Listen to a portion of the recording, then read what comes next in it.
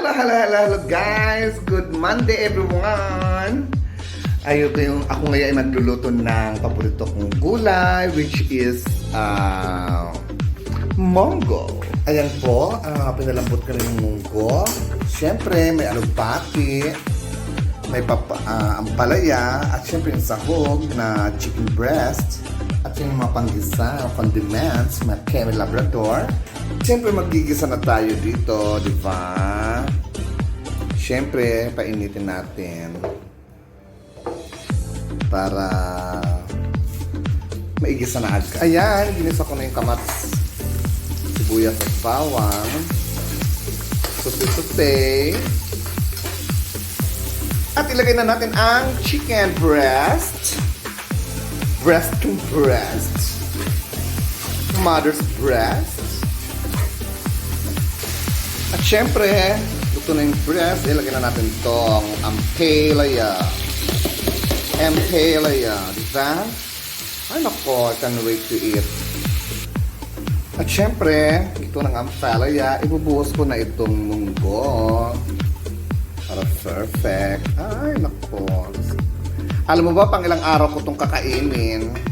Talagang pinaninindigan ko na talaga ang paglo-low carbs. Pero kahapon kasi, nag-ano ako, nagtinapay. Ba yan? Trudedma. At syempre, habang kumukulo, ilagay na natin itong chicken cubes. At syempre, asin.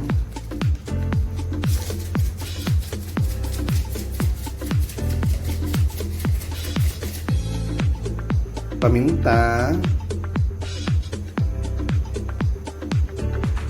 Ayan, sa perkulo na siya. Baka nagpa-blurred. Lagyan na natin yung pinaka-last na gulay is yung alugbati. Ano lapad dito ng alugbati dito, guys?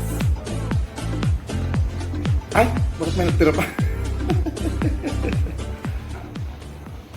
Ito na guys, inilipad ko sa kaserola kasi hindi nagkasya dun sa fry, sa malaking kawali. Kaya dito siya sa kaserola. Ang dami kong kasi naluto.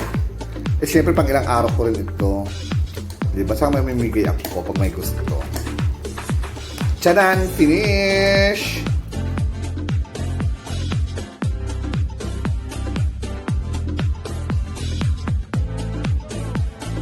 Yun, tikman naman natin ang luto kong munggo. Tikman natin siya. Tchadan!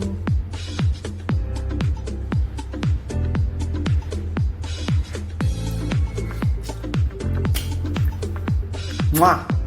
Hindi maalat, hindi iwas-iwas sa alat. Kaya rin na. Bye! Thank you for watching guys. God bless us all.